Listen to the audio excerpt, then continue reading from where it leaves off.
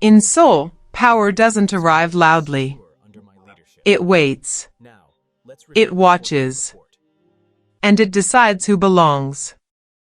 Tonight, I want to tell you about an encounter that redefined everything I thought I knew about influence, about the delicate architecture of control that operates beneath this city's polished surface. This is a story about perception, about how a single act of compassion can unveil networks of authority that most of us never realize exist.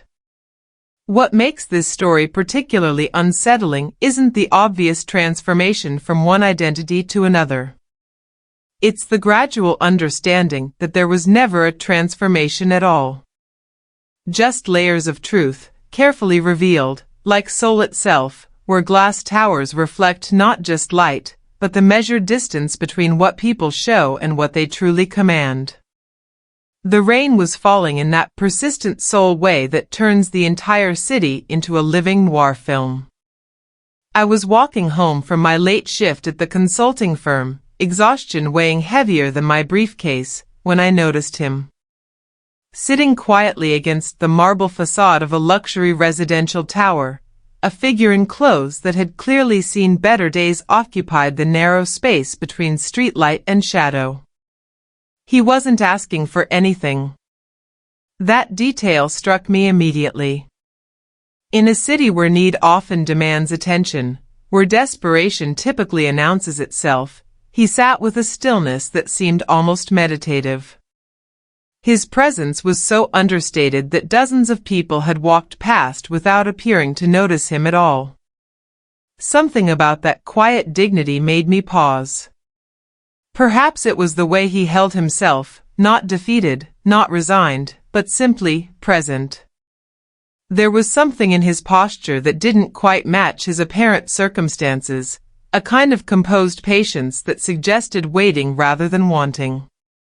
I had picked up an extra meal from the office cafeteria, something I'd forgotten about until that moment. Without overthinking it, I approached and offered it to him, along with the bottle of green tea from my bag. "Excuse me," I said in Korean, then repeated in English, uncertain which language he might prefer. "Are you hungry?" He looked up with eyes that seemed to catalog everything about me in a single glance.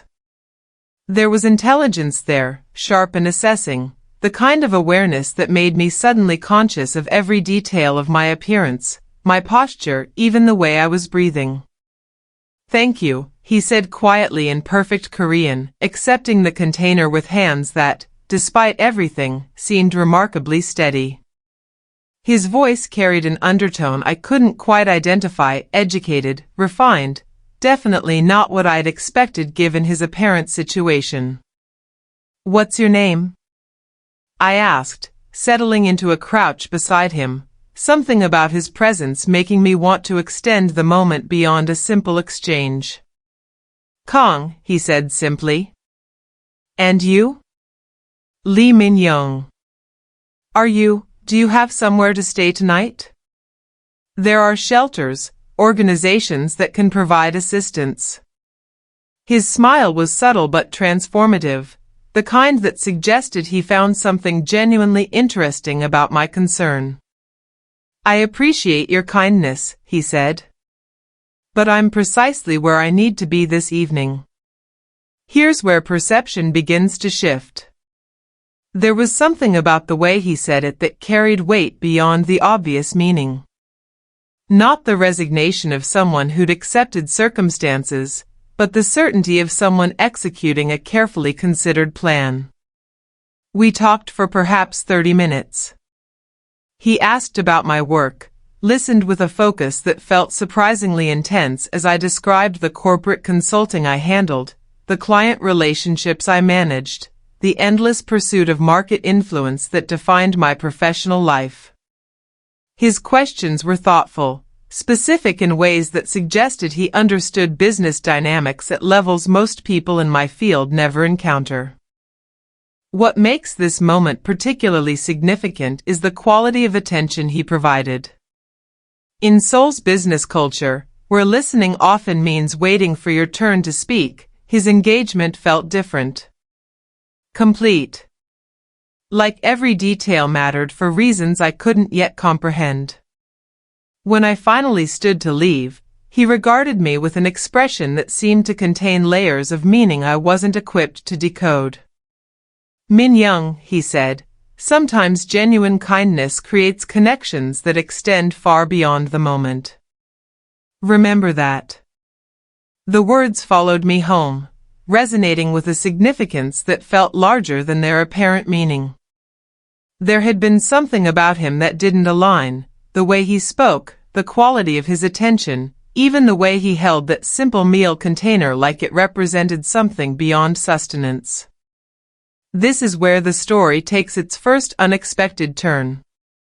4 days later, I was sitting in our firm's primary conference room, preparing for what my director had described as the most crucial client presentation of the fiscal year. The kind of meeting where junior associates like me typically occupy back row seats, taking notes and trying not to attract attention. The client represented what our managing partner called significant corporate networks, the deliberately vague description that suggested serious capital and serious influence. All I knew was that securing this relationship could potentially transform our modest firm's entire trajectory. When the conference room door opened and our prospective client entered, reality seemed to pause and reorganize itself around a new center of gravity.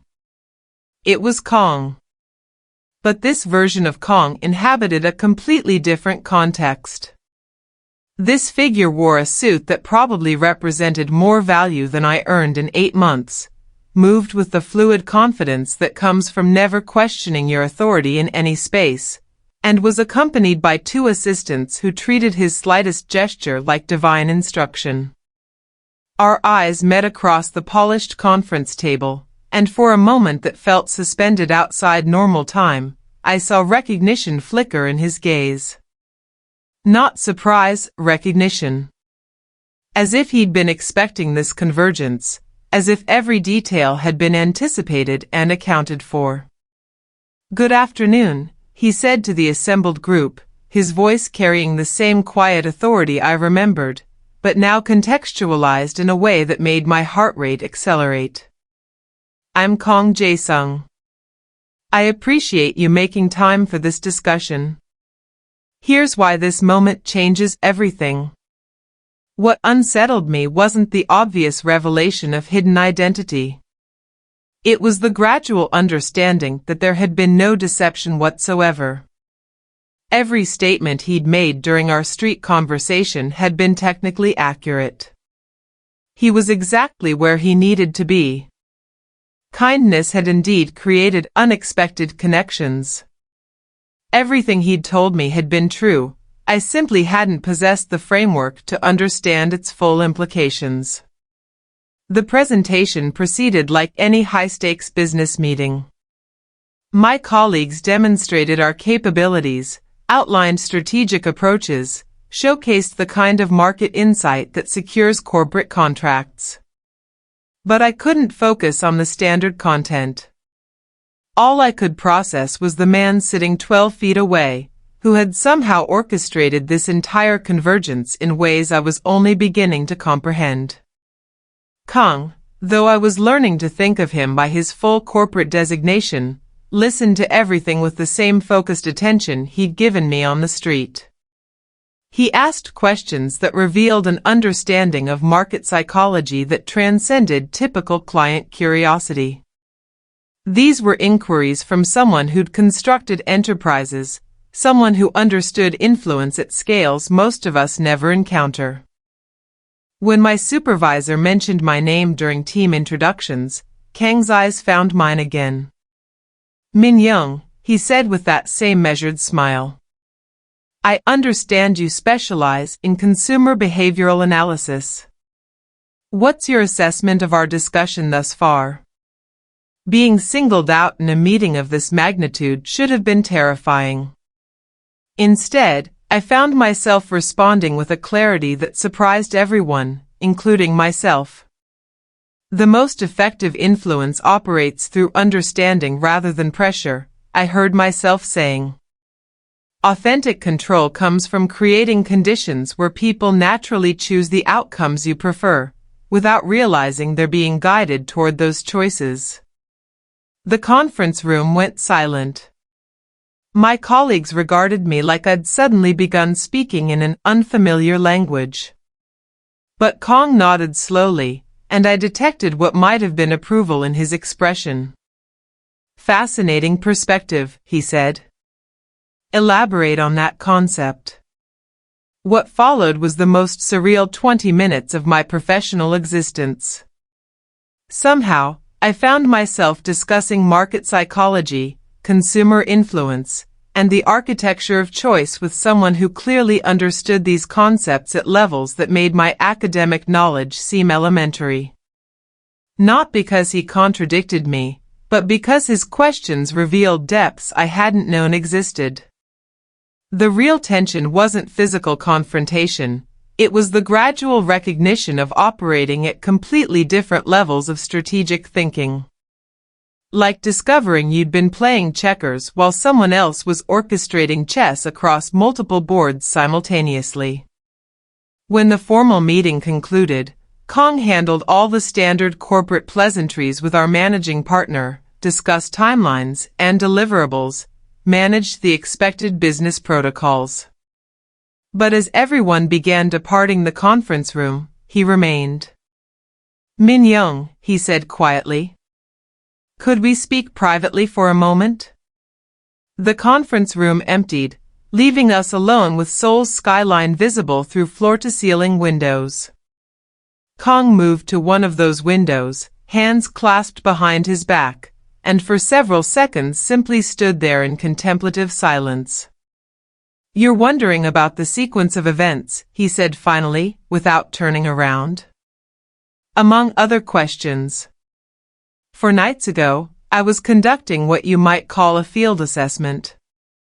Understanding how individuals respond to apparent vulnerability, how they react when they believe their choices carry no observable consequences. It's remarkable what you discover about someone when they think no one significant is watching." I felt something cold settle in my chest. So the entire encounter was orchestrated? Not orchestrated. He turned to face me, and his expression carried something that might have been regret. Observed.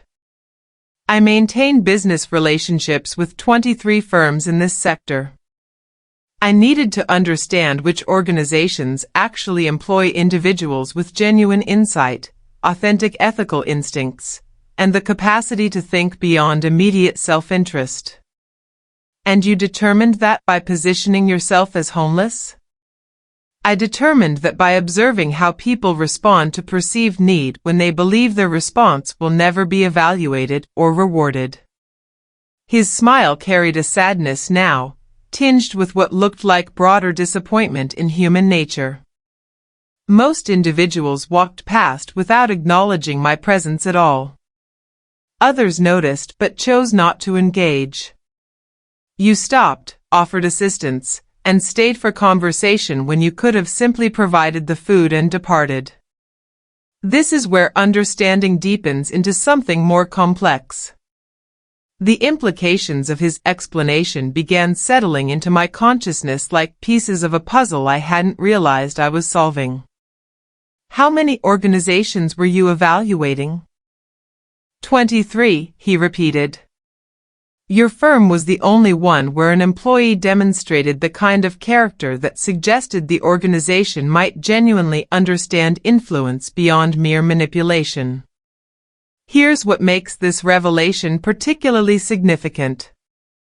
I was beginning to understand that I hadn't simply encountered someone whose circumstances were different than they appeared. I'd encountered someone who operated at levels of strategic thinking that most people never realize exist. Someone whose business relationships shaped market outcomes across entire industries, who made decisions that created ripple effects through corporate networks in ways that affected thousands of lives. "What happens now?" I asked. "Now," Kung said, returning to the window, your firm will receive a contract that will modify its trajectory considerably. You'll find yourself in positions of expanded responsibility, with opportunities to develop capabilities that most people in your field never encounter. And in exchange? In exchange, you understand that influence operates through networks of mutual benefit, that authentic authority functions by creating value for others, and that sometimes the most important business relationships begin with simple human recognition. I should have felt manipulated, exploited, somehow diminished by learning that my moment of compassion had been observed and assessed. Instead, I experienced something entirely different. Recognition, perhaps, of how much I'd been underestimating the complexity of the environment I inhabited daily. There's something you should understand, Kong continued, his voice carrying a gravity that commanded complete attention. The contract your firm will receive, the opportunities that will follow, these aren't charity. They're business relationships based on demonstrated capabilities. What you showed me 4 nights ago wasn't simply kindness. It was judgment, instinct, and the ability to recognize value beyond surface presentations. You're suggesting I passed an evaluation I wasn't aware of taking. I'm suggesting you demonstrated qualities that prove rare in corporate environments. Most people in business learn to perceive what benefits them immediately. You perceived someone who needed assistance and responded without calculating personal advantage. That kind of awareness, properly channeled, becomes an entirely different form of influence. The conversation continued for another 30 minutes, exploring market psychology, the architecture of corporate relationships, and the subtle mechanisms through which authority moves through seemingly ordinary business networks. Kong spoke about influence not as domination, but as the ability to create conditions where everyone's optimal interests naturally aligned. By the time he departed, I understood that I'd been invited into something far more sophisticated and complex than a standard business relationship. Not because I'd been recruited or manipulated, but because I demonstrated an approach to human interaction that possessed strategic value beyond anything I'd previously imagined. What makes this figure fascinating is how he wielded authority without ever demanding it. Authentic control, I was learning, operated through creating value, through understanding human motivation at levels that allowed you to structure choices rather than force outcomes. 8 months later, our consulting firm had evolved into something none of us had previously thought achievable. The contract with Kang's network of business interests had opened access to opportunities that transformed not just our revenue, but our entire understanding of how influence operated in corporate environments. I found myself managing projects that shaped consumer behavior across industries I'd never imagined accessing. Not through manipulation or deception, but through understanding what people genuinely wanted and creating conditions where those desires could be satisfied in ways that benefited all participants. Kong and I developed what he characterized as a strategic consulting relationship, though it felt more like an extended education in the psychology of influence. Our regular discussions revealed how markets actually functioned, how decisions flowed through networks of relationships, how authority operated through creating value rather than extracting it. Most people assume influence means compelling others to do what you want, he explained during one of our monthly strategy sessions. Authentic influence means structuring situations so that what you want and what others want become identical. It's not about control, it's about alignment. The corporate environment I'd entered differed completely from anything I'd anticipated. These weren't the aggressive, dominating power structures I'd imagined based on popular media representations. Instead, they were intricate networks of mutual benefit, where the most successful individuals were those who understood how to create value for others while advancing their own interests. Kang's business relationships, I learned, extended through industries and markets in ways that generated stability and opportunity for thousands of people. His approach to corporate influence wasn't about forcing outcomes, but about understanding systems sufficiently to guide them toward mutually beneficial results. Sometimes I reflected on that night in the rain, about the moment when I'd decided to stop and offer assistance to someone I believed needed it. What I hadn't understood then was that the assistance had been mutual. I'd simply required more time to recognize what I'd received in return. The real lesson wasn't about deception or manipulation. It was about perception, about understanding that reality operates at levels of complexity most of us never recognize. About how authentic kindness creates connections that can transform everything, though rarely in ways we anticipate. Authority in modern Seoul, I'd discovered, doesn't announce itself through displays of dominance. It operates through networks of relationship and mutual benefit, through understanding human psychology sufficiently to create conditions where everyone chooses outcomes that serve larger purposes. Kang had demonstrated that genuine influence isn't about achieving what you want despite others' interests. It's about understanding systems well enough that your success and others' success become naturally synchronized. It's a form of authority that functions through creating value rather than demanding compliance. Looking back now, I realize the most remarkable aspect of that encounter wasn't the revelation of hidden wealth or corporate connection. It was the demonstration of how authentic human kindness, even in small moments, creates ripple effects that extend far beyond anything we might imagine. In a city built on speed and silence, where authority operates through subtlety rather than display, I'd learned that sometimes the most important business relationships begin not in conference rooms or corporate events, but in quiet moments when we choose to see and respond to simple human need. The rain still falls in Seoul in that persistent way that transforms the entire city into a carefully crafted narrative. But now when I walk those streets, I understand better how many layers of influence and relationship move beneath the surface of ordinary interactions. How kindness creates connections that transform not just individual lives, but entire networks of possibility. That's authentic power, not the ability to control others, but the wisdom to create conditions where everyone's optimal interests naturally align. And sometimes, it begins with offering a meal to someone sitting quietly in the rain, wondering what you'll choose to see when you believe no one important is watching. If this story made you see power differently, not as noise, but as quiet control, then you already understand what this channel is about. Subscribe to Mafia Heartbeat.